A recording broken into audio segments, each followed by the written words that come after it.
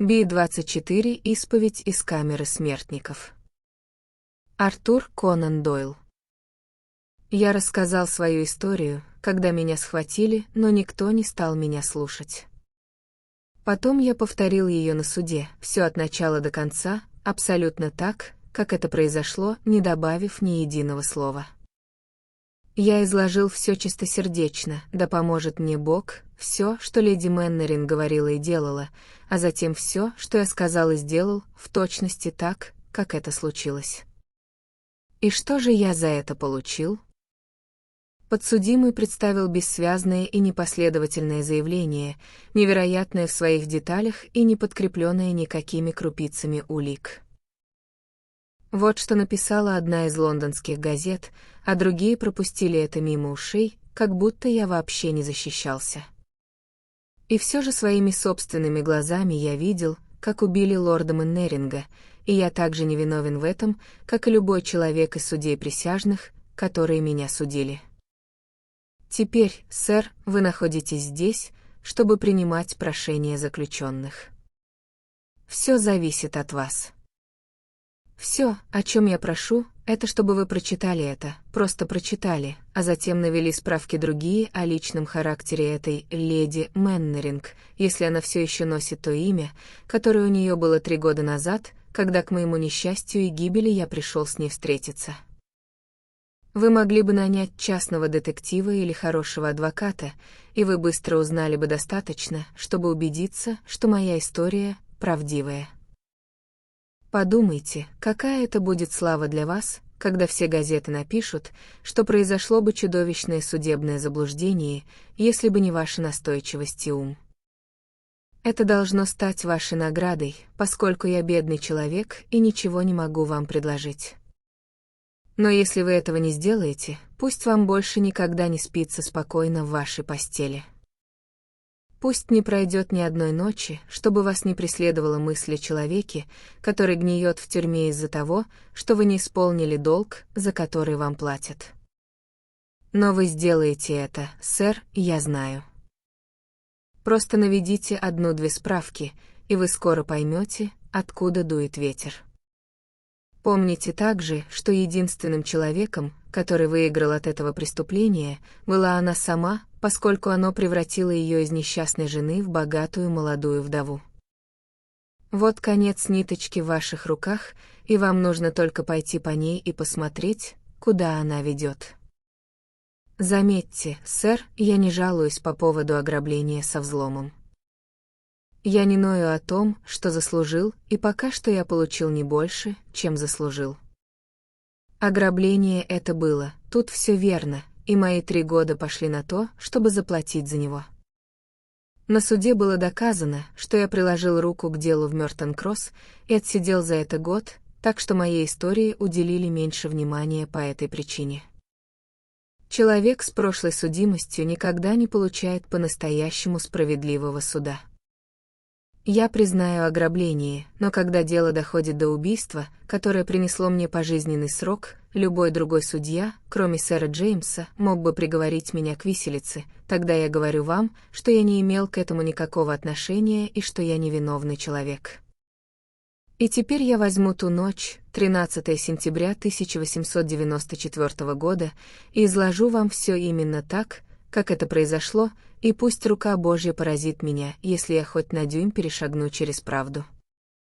Летом я был в Бристоле в поисках работы, а потом у меня возникла мысль, что я мог бы получить что-нибудь в Портсмуте, ведь я выучился на квалифицированного механика, поэтому я пробирался пешком через юг Англии, подрабатывая по дороге. Я делал все возможное, чтобы держаться подальше от преступного пути, ведь я уже отсидел год в эксетерской тюрьме, и с меня хватило посещений королевы Виктории. Но это жестоко трудно — найти работу, когда на твоем имени стоит черная метка, и это было все, что я мог сделать, чтобы просто свести концы с концами. Наконец, после 10 дней рубки дров и дробления камней за нищенскую плату, я оказался недалеко от Солсбери с парой шиллингов в кармане, а мои сапоги и мое терпение были совершенно изношены. На дороге между Блентфордом и Солсбери есть трактир под названием «Приятное воспоминание», и именно там в ту ночь я снял постель. Я сидел один в распивочной как раз перед закрытием, когда хозяин гостиницы, Ален его звали, подошел ко мне и начал травить байки о соседях. Он был из тех людей, которые любят поговорить и чтобы кто-то слушал их болтовню, поэтому я сидел там, курил и пил кружку эля, которой он меня угостил, и я не проявлял особого интереса к тому, что он говорил, пока он не начал рассуждать, как назло, о богатствах Мэннеринг-Холла. «Вы имеете в виду тот большой дом справа, перед тем, как я вошел в деревню?» Спросил я. «Тот, что стоит в собственном парке?» «Именно так», — сказал он, и я привожу весь наш разговор, чтобы вы знали, что я говорю вам правду и ничего не скрываю. «Длинный белый дом с колоннами», — сказал он. «У обочины Блентфордской дороги». Я как раз осмотрел его, когда проходил мимо, и в моей голове мелькнула мысль, как это обычно бывает, что в этот дом очень легко проникнуть с его огромным рядом великолепных окон и стеклянных дверей. Я прогнал эту мысль от себя, и вот теперь хозяин трактира вернул ее своими разговорами о богатствах внутри. Я ничего не сказал, но слушал, и, как назло, он все время возвращался к этой единственной теме. В молодости он был скрягой, так что можете представить, каков он теперь на старости лет, сказал он. Что ж, он получил хоть какую-то пользу от своих денег. Какую пользу он мог извлечь, если он их не тратит? Спросил я. Ну, на них он купил себе самую хорошенькую жену в Англии, и это была хоть какая-то польза, которую он от этого получил. Она то думала, что будет тратить эти деньги, но теперь она видит разницу. Кто же она тогда была? Спросил я, просто ради того, чтобы что-то сказать. Она была вообще никем, пока старый лорд не сделал ее своей леди, сказал он. Она приехала откуда-то из Лондона, и некоторые говорили, что она выступала там на сцене, но никто толком не знал. Старый лорд уезжал на год, а когда вернулся домой, привез с собой молодую жену, и с тех пор она там. Стивенс, дворецкий, как-то рассказывал мне, что поначалу она была светом в окошке для этого дома, но из-за подлого и раздражающего характера ее мужа, а также из-за ее одиночества, ведь он терпеть не может видеть гостей в своем доме, и из-за его горьких слов, у него язык как жало шершня, вся жизнь ушла из нее, и она превратилась в бледное, молчаливое существо, бродящее по деревенским тропинкам. Некоторые говорят, что она любила другого человека, и что именно богатство старого лорда соблазнило ее изменить своему возлюбленному, и что теперь она изводит себя тоской, потому что потеряла одного, не став ни на шаг ближе к другому, ведь она могла бы быть самой бедной женщиной в приходе при всех тех деньгах, к которым имеет отношение. Что ж, сэр, вы можете себе представить, что мне было не очень-то интересно слушать о ссорах между лордом и леди. Какое мне было дело до того, что она ненавидела звук его голоса, или что он подвергал ее всяческим унижениям в надежде сломить ее дух и разговаривал с ней так, как никогда не посмел бы разговаривать ни с одним из своих слуг? Трактирщик рассказывал мне об этих вещах и о многих других, им подобных, но они выветрились из моей головы, так как меня не касались. Но вот чем я действительно хотел услышать, так это о том, в каком виде лорд Мэннеринг хранил свои богатства. Документы на право собственности и акции — это всего лишь бумага, и для человека, который их заберет, от них больше опасности, чем выгоды. А вот металл и камни можно рискнуть. И тут, словно отвечая на мои сокровенные мысли, трактирщик рассказал мне о великолепной коллекции золотых медалей лорда Мэннеринга, о том, что она была самой ценной в мире, и что, по подсчетам, если бы их положили в мешок, самый сильный человек в приходе не смог бы его поднять. Тут его позвала жена, и мы с ним разошлись по своим постелям. Я не пытаюсь как-то оправдаться, но я прошу вас, сэр, держать все факты в уме и спросить себя, мог ли человек подвергнуться более жестокому искушению, чем я. Я смею утверждать, что мало кто смог бы устоять против этого. В ту ночь я лежал на своей постели, отчаявшийся человек без надежды и работы, с последним шиллингом в кармане. Я пытался быть честным, но честные люди повернулись ко мне спиной. Они попрекали меня воровством и в то же время подталкивали меня к нему. Меня подхватило течением, и я не мог выбраться. И к тому же это был такой шанс. Огромный дом, весь утыканный окнами, золотые медали, которые так легко можно было переплавить. Это было все равно, что положить буханку хлеба перед голодающим человеком и ожидать, что он ее не съест. Какое-то время я боролся с этим, но все было бесполезно. Наконец я сел на край кровати и поклялся, что в эту ночь я либо стану богатым человеком и смогу навсегда покончить с преступностью, либо на моих запястьях снова окажутся кандалы. Затем я натянул одежду и, оставив на столе шиллинг, ведь трактирщик хорошо ко мне отнесся, и я не хотел его обманывать, выбрался через окно в сад гостиницы. Вокруг этого сада была высокая стена, и мне пришлось повозиться, чтобы перелезть через нее, но как только я оказался на другой стороне, все пошло как по маслу. На дороге я не встретил ни единой души, а железные ворота аллеи были открыты. В сторожке никто не шевелился. Светила луна, и я видел, как огромный дом мерцает белизной сквозь арку из деревьев. Я шел по ней около четверти мили, пока не оказался у края подъездной дорожки, которая заканчивалась широкой, посыпанной гравием площадкой перед главной дверью. Там я стоял в тени и смотрел на длинное здание, в каждом окне которого сияла полная луна, серебря его высокий каменный фасад. Я сидел там на корточках некоторое время и думал, где мне будет легче всего войти. Угловое окно сбоку казалось самым незаметным, и над ним густо свисала завеса из плюща. Очевидно, там был мой лучший шанс. Я пробрался под деревьями к задней части дома, а затем пополз в черной тени здания. Залаяла и загремела цепью собака, но я стоял и ждал, пока она не успокоится, а затем снова двинулся украдкой, пока не подошел к окну, которое выбрал.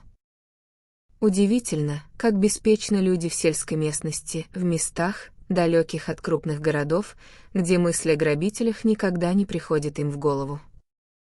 Я называю это введением бедного человека в искушение, когда он, не замышляя ничего дурного, прикладывает руку к двери и обнаруживает, что она распахивается перед ним. В данном случае все было не так плохо, но окно было всего лишь закреплено обычной защелкой, которую я открыл толчком лезвия своего ножа. Я как можно быстрее поднял окно, затем просунул нож в щель ставни и приоткрыл ее. Это были складные ставни, и я толкнул их перед собой и вошел в комнату. «Добрый вечер, сэр».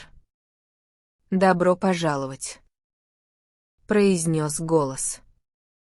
В моей жизни бывали потрясения, но ни одно из них не сравнится с этим. Там, в проеме ставней, на расстоянии вытянутой руки, стояла женщина с маленьким зажженным восковым фитилем в руке. Она была высокой, прямой и стройной, с прекрасным белым лицом, словно высеченным из чистого мрамора, но ее волосы и глаза были черными, как ночь. Она была одета в какой-то белый халат, спадавший до самых ног, и из-за этого одеяния и ее лица казалось, будто передо мной стоит небесный дух. Мои колени затряслись, и я ухватился одной рукой за ставню, чтобы обрести опору. Я бы повернулся и убежал, если бы у меня нашлись силы, но я мог только стоять и смотреть на нее в упор. Вскоре она снова привела меня в чувство. «Не бойтесь», — сказала она, и это были странные слова, которые хозяйка дома должна была сказать грабителю. «Я увидела вас из окна своей спальни, когда вы прятались под теми деревьями, поэтому я спустилась вниз, а затем услышала вас у окна. Я бы открыла его для вас, если бы вы подождали, но вы справились сами, как раз когда я подошла». Я все еще держал в руке длинный складной нож, которым открыл ставню. Я был небрит и заляпан грязью после недели, проведенной в дороге. В общем, мало кто захотел бы столкнуться со мной наедине в час ночи, но эта женщина, даже если бы я был ее возлюбленным, встречающим ее по свиданию, не смогла бы посмотреть на меня более приветливым взглядом. Она положила руку мне на рукав и увлекла в комнату. «Что это значит, госпожа?» «Не пытайтесь играть со мной в какие-то игры», — сказал я самым грубым тоном, а я умею напустить на себя грубость, когда захочу. «Вам же будет хуже, если вы выкинете какой-нибудь трюк», — добавил я, показывая ей свой нож. «Я не стану выкидывать никаких трюков», — сказала она. «Напротив, я ваш друг и хочу вам помочь». «Простите, госпожа, но мне в это трудно поверить», — сказал я. «С чего бы вам хотеть мне помочь?» «У меня свои причины», — сказала она, и вдруг ее черные глаза вспыхнули на белом лице. «Это потому, что я ненавижу его, ненавижу. Теперь вы понимаете». Я вспомнил, что говорил мне трактирщик, и все понял. Я посмотрел на лицо ее милости и понял, что могу ей доверять. Она хотела отомстить своему мужу. Она хотела ударить его туда, где ему будет больнее всего, по карману. Она ненавидела его так сильно, что была готова даже поступиться своей гордостью и довериться такому человеку, как я, лишь бы добиться своей цели. Я тоже ненавидел некоторых людей в свое время, но, думаю, я никогда не понимал, что такое настоящая ненависть, пока не увидел лицо этой женщины в свете фитиля. «Теперь вы мне доверяете?» — спросила она, снова заискивающе прикоснувшись к моему рукаву. «Да, ваша светлость». «Значит, вы меня знаете?» «Я могу догадаться, кто вы». Осмелюсь сказать, что о моих обидах судачит все графство. Но какое ему до этого дело? Его волнует только одна вещь во всем мире, и ее-то вы и можете отнять у него в эту ночь. У вас есть мешок? Нет, ваша светлость. Закройте за собой ставню. Тогда никто не увидит свет.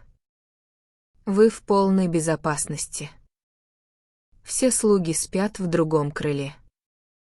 Я могу показать вам, где находятся самые ценные вещи. Вы не сможете унести их все, поэтому мы должны выбрать лучшие. Комната, в которой я оказался, была длинной и низкой, с множеством ковров и шкур, разбросанных по полированному деревянному полу. То тут, то там стояли небольшие витрины, а стены были украшены копьями, мечами, веслами и другими вещами, которые обычно попадают в музеи. Там была и какая-то странная одежда, привезенная из диких стран, и леди сняла оттуда большой кожаный спальный мешок. «Этот спальный мешок подойдет», — сказала она. «Теперь идите за мной, и я покажу вам, где лежат медали». Это было похоже на сон, думать о том, что эта высокая бледная женщина была хозяйкой дома и что она помогает мне грабить ее собственное жилище. Я мог бы рассмеяться от этой мысли, и все же было что-то в ее бледном лице, что остановило мой смех и заставило меня похолодеть и стать серьезным. Она плыла впереди меня, словно призрак, с зеленым фитилем в руке, а я шел сзади со своим мешком, пока мы не подошли к двери в конце этого музея. Она была заперта, но ключ торчал в ней, и она провела меня внутрь. Следующая комната была небольшой, вся завешенная шторами с рисунками. На них была изображена охота на оленя, насколько я помню, и в мерцании этого света можно было поклясться, что собаки и лошади мчатся по стенам. Единственным другим предметом в комнате был ряд витрин из орехового дерева с латунными украшениями. У них были стеклянные крышки, и под этим стеклом я увидел длинные ряды тех самых золотых медалей, некоторые из которых были размером с тарелку и в полдюйма толщиной, и все они покоились на красном бархате, светясь и поблескивая в темноте. У меня просто руки чесались добраться до них, и я просунул нож под замок одной из витрин, чтобы взломать ее. «Подождите минуту», — сказала она, положив руку мне на плечо. «Вы можете получить кое-что получше этого». «Я более чем доволен, госпожа», — сказал я, «и премного благодарен вашей светлости за любезную помощь». «Вы можете получить кое-что получше», — повторила она. «Разве золотые суверены не были бы для вас ценнее этих вещей?» «Ну, конечно», — сказал я, — «это лучше всего». «Что ж», — сказала она, — «он спит как раз над нашей головой. Нужно подняться всего лишь по одной короткой лестнице. Под его кроватью стоит жестяной ящик с деньгами, которых хватит, чтобы заполнить этот мешок. Как же я смогу забрать его, не разбудив его? Какое значение имеет, если он проснется?» Она очень пристально посмотрела на меня, когда говорила это. «Вы могли бы помешать ему закричать». «Нет, нет, госпожа, я в таком не участвую».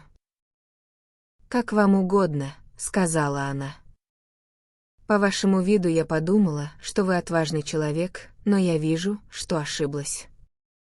Если вы боитесь рискнуть ради одного старика, тогда, конечно, вы не можете получить золото, которое лежит под его кроватью. Вы сами лучше знаете свое дело, но я думаю, что вам лучше заняться каким-нибудь другим ремеслом. Я не возьму убийство на свою совесть. Вы могли бы одолеть его, не причинив ему вреда. Я никогда ничего не говорила об убийстве. Деньги лежат под кроватью. Но если вы малодушны, то лучше вам и не пытаться». Она так воздействовала на меня, отчасти своим презрением, отчасти этими деньгами, которые она держала перед моими глазами, что, я думаю, уступил бы и попытал счастье наверху, если бы не заметил, как ее глаза следили за борьбой внутри меня.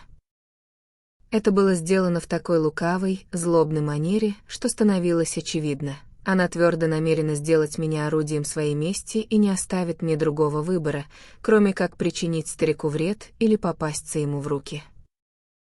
Она вдруг почувствовала, что выдает себя, и ее лицо изменилось на добрую, дружелюбную улыбку, но было слишком поздно, так как я уже получил свое предупреждение. «Я не пойду наверх», — сказал я, — «у меня есть все, что мне нужно здесь». Она посмотрела на меня с презрением, и никогда еще ни одно лицо не могло выразить это яснее. «Очень хорошо. Вы можете взять эти медали. Я была бы рада, если бы вы начали с этого конца. Полагаю, все они будут иметь одинаковую ценность, если их переплавить, но именно эти — самые редкие и, следовательно, самые драгоценные для него. Ломать замки нет необходимости. Если вы нажмете на эту латунную ручку, то обнаружите, что там есть секретная пружина. Вот так. Возьмите сначала вот эту маленькую, она для него дороже всего на свете».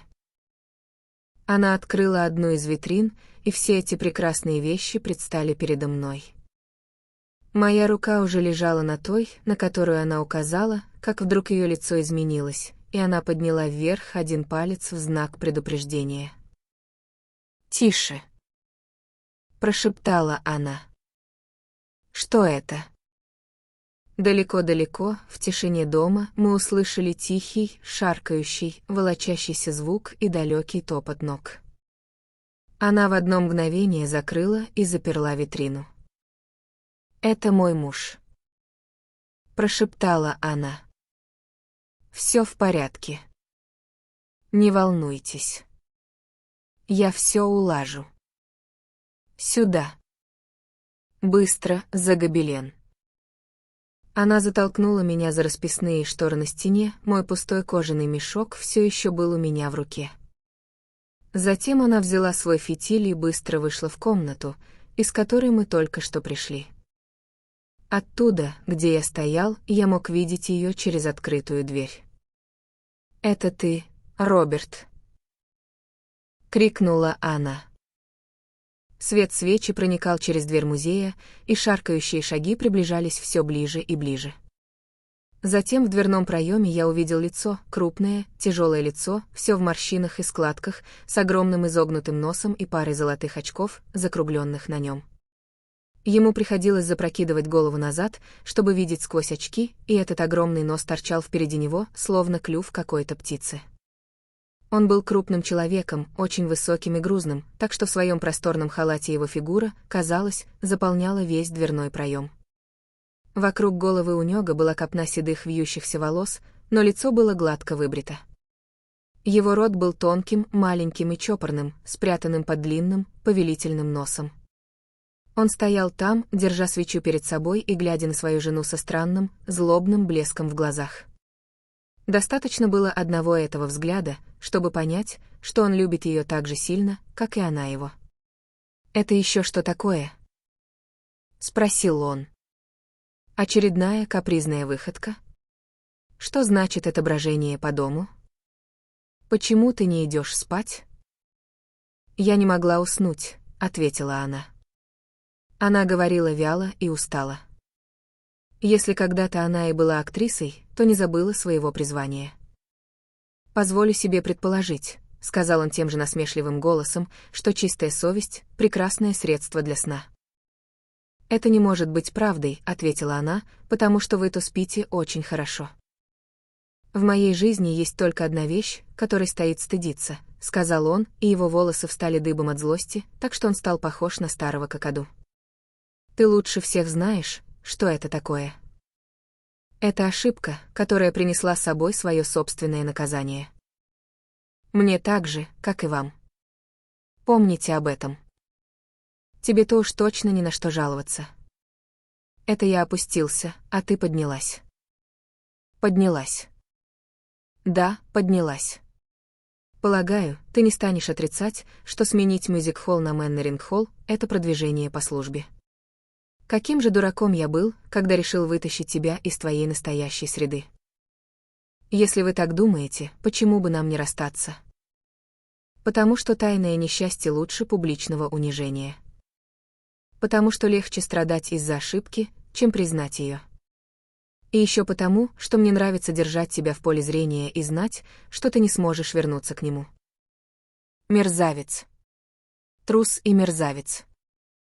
Да, да, моя леди. Я знаю твои тайные амбиции, но этому не бывать, пока я жив, а если это случится после моей смерти, я, по крайней мере, позабочусь о том, чтобы ты ушла к нему нищенкой. Вы с вашим дорогим Эдвардом никогда не получите удовольствия от разбазаривания моих сбережений, и ты можешь с этим смириться, моя леди. Почему эти ставни и окно открыты? Мне показалось, что ночь очень душная. Это небезопасно. Откуда ты знаешь, что на улице нет какого-нибудь бродяги? Известно ли тебе, что моя коллекция медалей стоит больше, чем любая подобная коллекция в мире? Ты к тому же оставила дверь открытой. Что может помешать кому угодно обчистить витрины? Я была здесь. Я знаю, что ты была здесь. Я услышал, как ты двигаешься в комнате с медалями, и именно поэтому спустился. Что ты здесь делала? Смотрела на медали. Что еще я могла делать? Это любопытство, что-то новенькое. Он подозрительно посмотрел на нее и направился во внутреннюю комнату, она шла рядом с ним. Именно в этот момент я увидел то, что меня испугало. Я оставил свой складной нож открытым прямо на одной из витрин, и он лежал там у всех на виду. Она увидела его раньше, чем он, и с женской хитростью вытянула свой фитиль так, что его свет оказался между глазами лорда Мэннеринга и ножом. Затем она взяла его левой рукой и прижала к своему платью, скрыв от его взгляда. Он осмотрел витрину за витриной. В какой-то момент я мог бы дотронуться рукой до его длинного носа, но ничто не указывало на то, что медали были тронуты, и поэтому, все еще огрызаясь и ворча, он снова уковылял в другую комнату.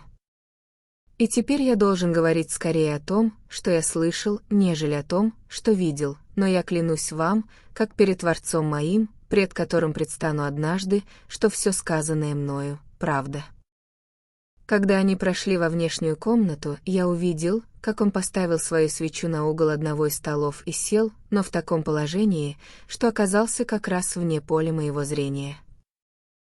Она двигалась позади него, о чем я мог судить потому, что свет ее фитиля отбрасывал его длинную, бугристую тень на пол перед ним. Затем он начал говорить об этом человеке, которого называл Эдвардом, и каждое его слово было подобно разъедающей капле купоросного масла. Он говорил тихо, так что я не мог расслышать всего, но из того, что я слышал, я мог предположить, что она предпочла бы, чтобы ее высекли кнутом. Сначала она отвечала какими-то горячими словами, но потом замолчала, и он продолжал и продолжал этим своим холодным, насмешливым голосом, придираясь, оскорбляя и мучая ее, так что я удивлялся, как она может стоять там в молчании и слушать это. Затем внезапно я услышал, как он сказал резким голосом: «Уйди от меня. Отпусти мой воротник». «Что? Ты посмеешь ударить меня?» Раздался звук, похожий на удар, просто какой-то мягкий глухой стук, а затем я услышал, как он вскрикнул: «Боже мой, это кровь!» Он зашаркал ногами, как будто вставал, и тут я услышал еще один удар, и он закричал: «А, ты, чертовка!» И затих, если не считать копания и плеска по полу. При этом я выбежал из-за своей занавески и бросился в другую комнату, весь дрожа от ужаса. Старик сполз в кресле, а его халат задрался так, что казалось, будто у него на спине вырос чудовищный горб. Его голова, на носу которой все еще держались золотые очки, склонилась набок, а маленький рот был открыт, совсем как у дохлой рыбы. Я не мог видеть, откуда хлещет кровь, но все еще слышал, как она барабанит по полу. Она стояла позади него, и свеча ярко освещала ее лицо. Ее губы были сжаты, глаза блестели, а на щеках проступил румянец. Только этого и не хватало, чтобы сделать ее самой красивой женщиной, какую я когда-либо видел в своей жизни. «Ну вот вы и сделали это», — сказал я. «Да», — сказала она своим спокойным голосом, — «теперь я это сделала». «Что же вы собираетесь делать?» — спросил я.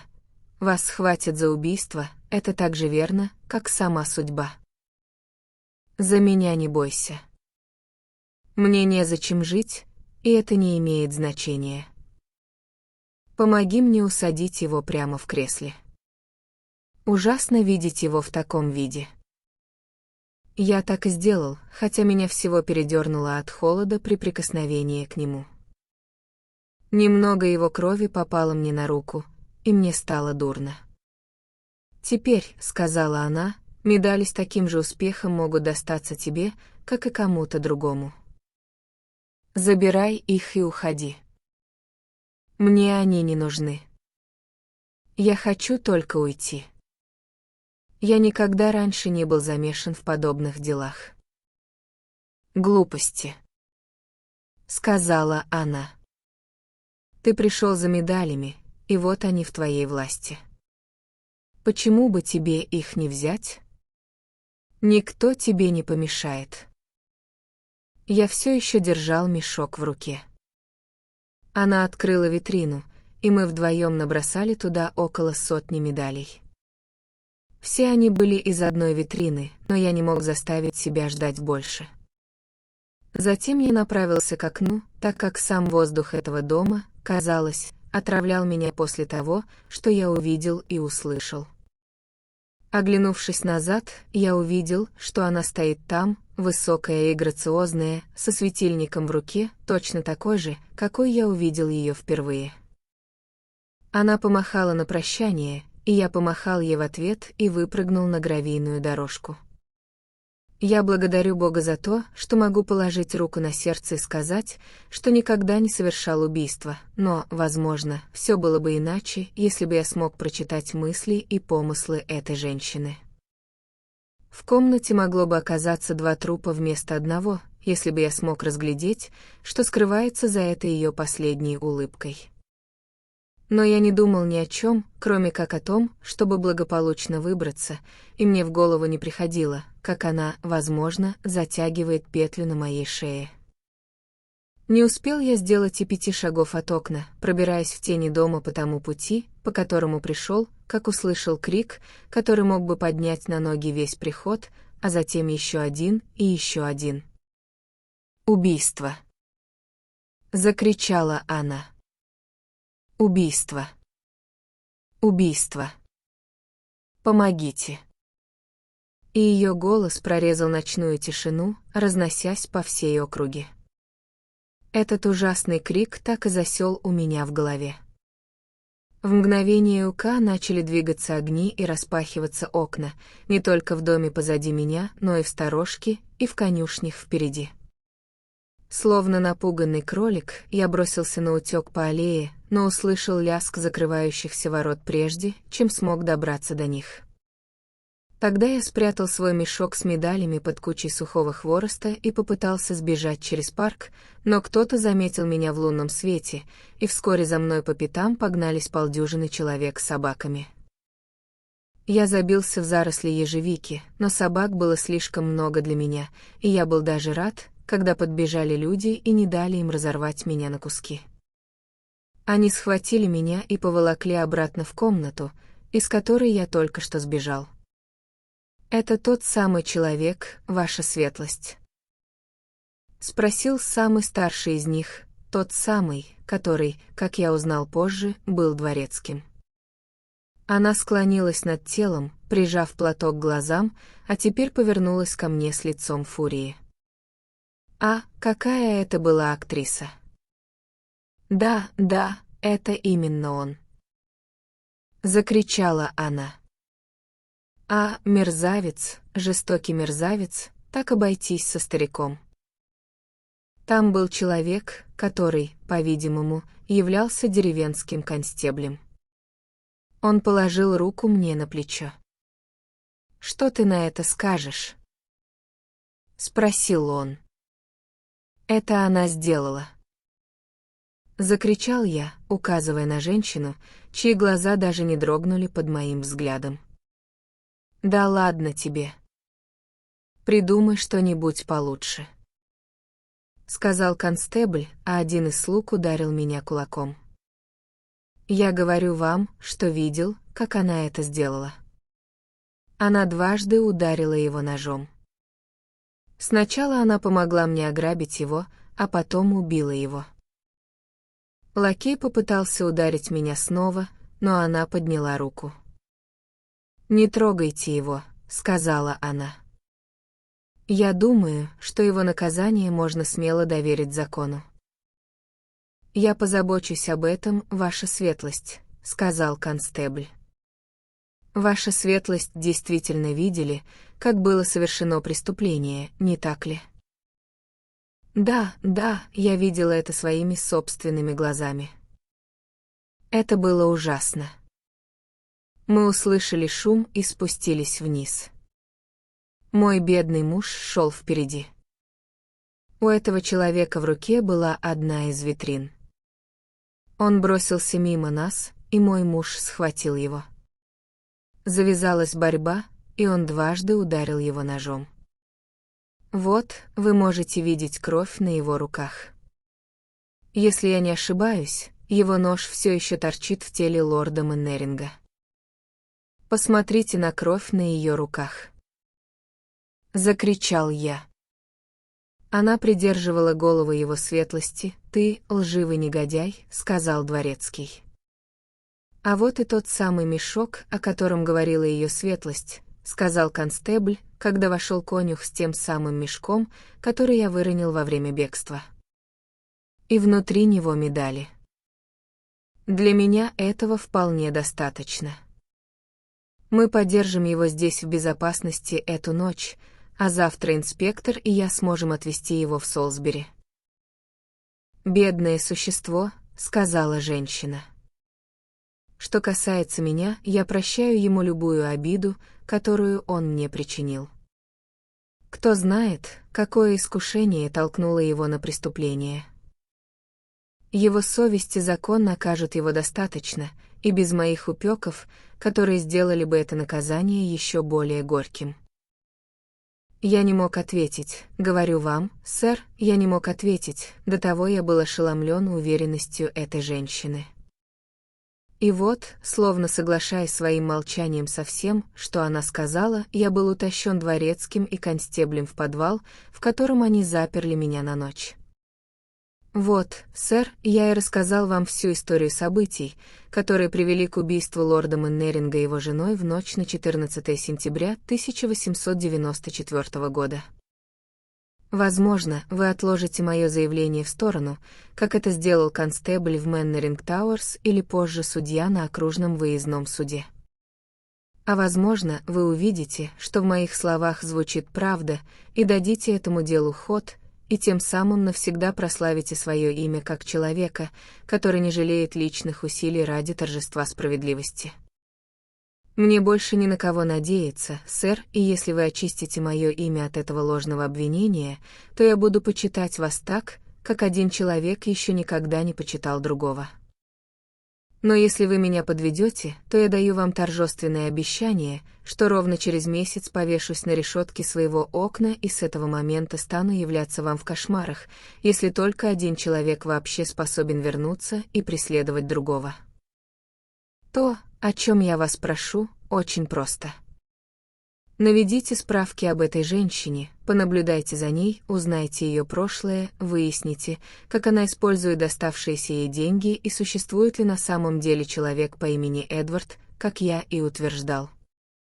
Если из всего этого вы узнаете хоть что-то, что раскроет ее истинный характер или покажется вам подтверждением рассказанной мною истории, то я уверен, что могу положиться на вашу доброту сердца, и вы придете на помощь невиновному человеку.